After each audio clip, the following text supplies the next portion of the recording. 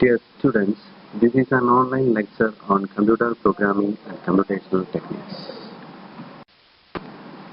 In Module 3, we will discuss about functions, different types of functions, call by value, call by reference, recursion, different types of variables used in a function, etc.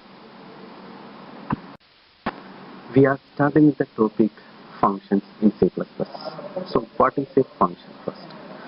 Function is nothing but a group of statements written under a given name, that is a function name, then that will together perform a task.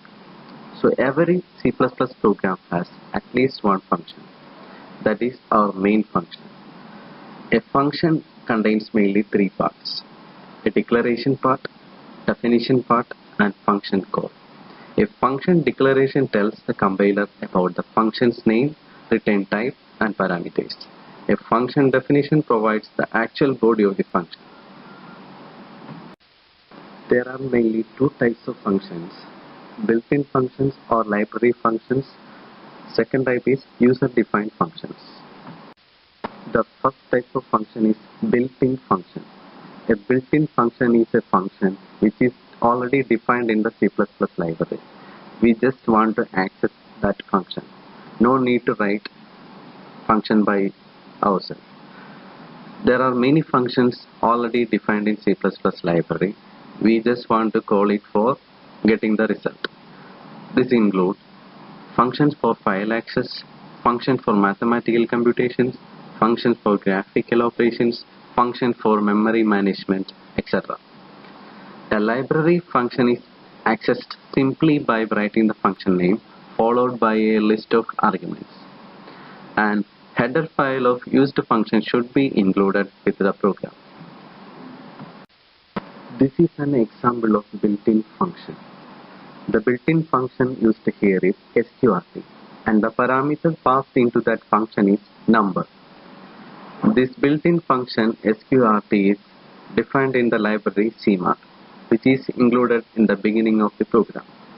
The result of this function will be stored into a variable square root. The second type of function is user-defined function. Why user-defined function? Functions provided by library are not enough for user to perform all the tasks. So to complete their needs, user has to define some functions themselves. These are called as user-defined functions. Except built-in functions, user can also define and write small programs as a function to perform a specific task. These functions should be codified by the user so that such functions can perform the task as desired by the user.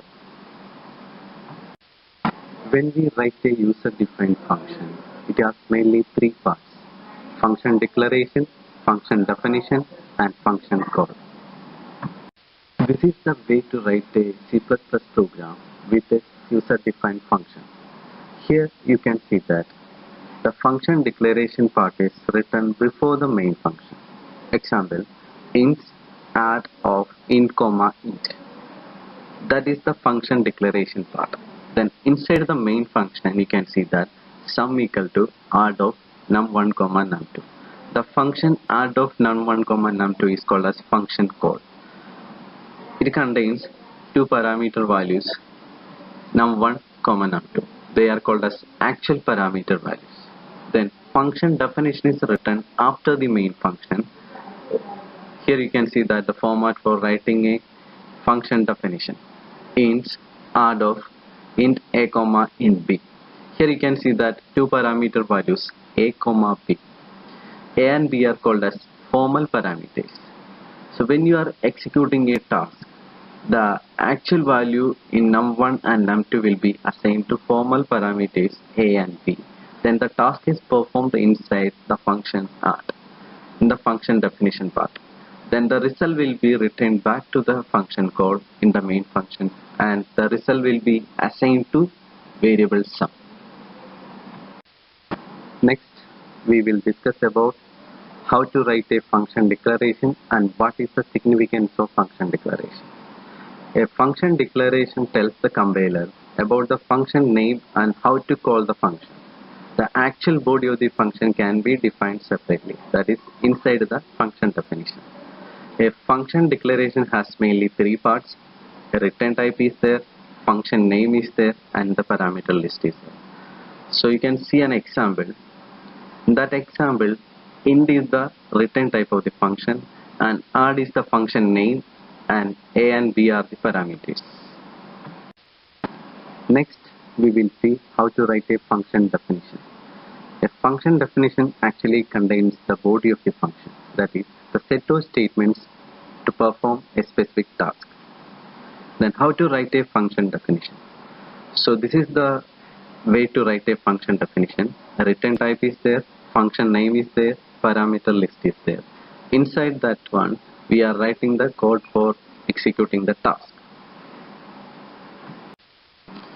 A C++ function definition consists of two parts, function header and function body. A function header consists of a return type, function name, and parameter list. The first part is return type. A function may return a value. The return type is the data type of the value that the function returns. Some functions perform decide operations without returning a value. In this case, the return type is the keyword void. Function name is the name of the function. The function name and the parameter list together constitute the function signature. Parameters. A parameter is like a placeholder. When a function is invoked, you pass a value to a parameter. This value is referred to as actual parameter or actual argument. The parameter list refers to the type, order, and number of the parameter of the function. Parameters are optional, that is, a function may contain no parameters. Function body. A function body contains a collection of statements that define what the function does.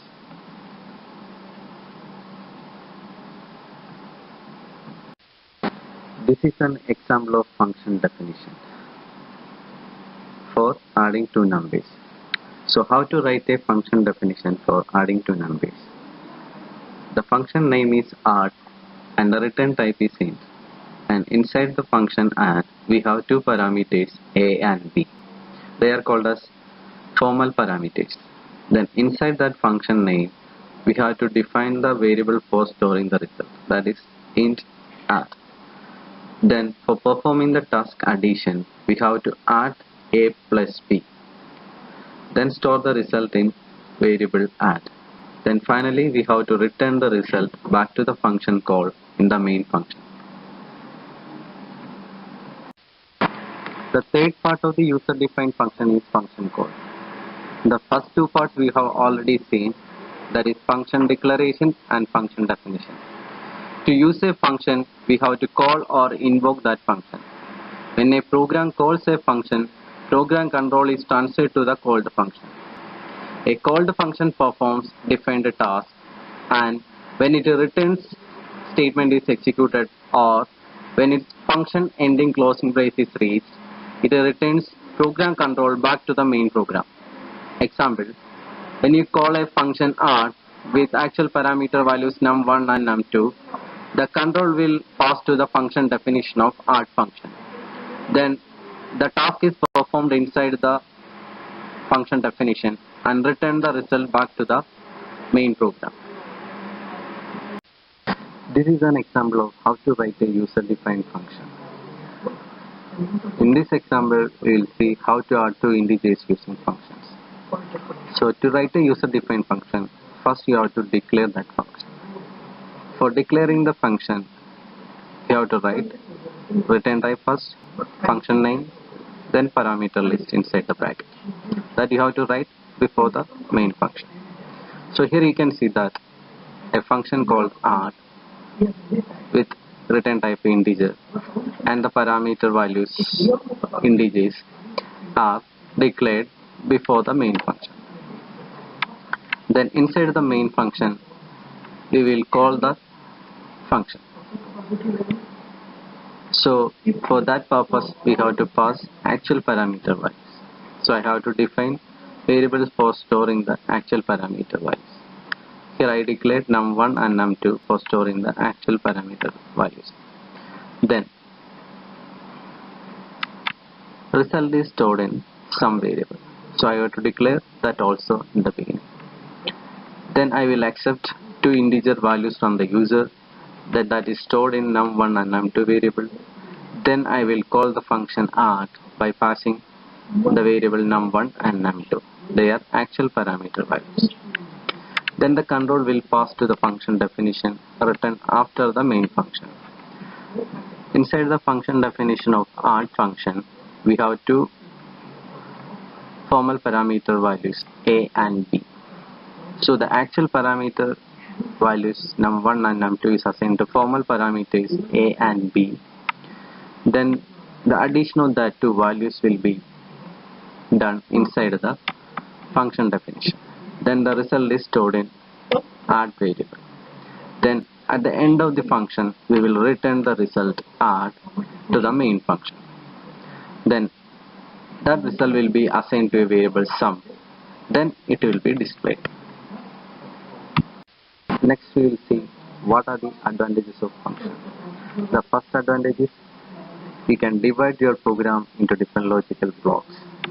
It will make your code clear and easy to understand. The second advantage is we can reduce the redundancy and thereby we can reduce the length of the program. That is, use of function avoids typing the same pieces of code multiple times. We can call a function to execute same lines of code multiple times without rewriting it. The third advantage is we can test the program or function easily. The fourth advantage is in case of any modification in the code, you can modify only the function without changing the structure of the program. This is a practice question for you. The question is write a C++ program to find factorial using function with return. The logic for factorial we have already discussed. You can practice this question by using any of the online C++ compiler. To get an online C++ compiler, in Google you can search C++ online compiler. You will get many online compilers. You can use any of these. Otherwise, you can directly go to the site http://cpp.sh. In that, you can type your program, then press run button to get the result. If you have any errors, you can correct it and press the run button again. This is an end of online tutorial on functions.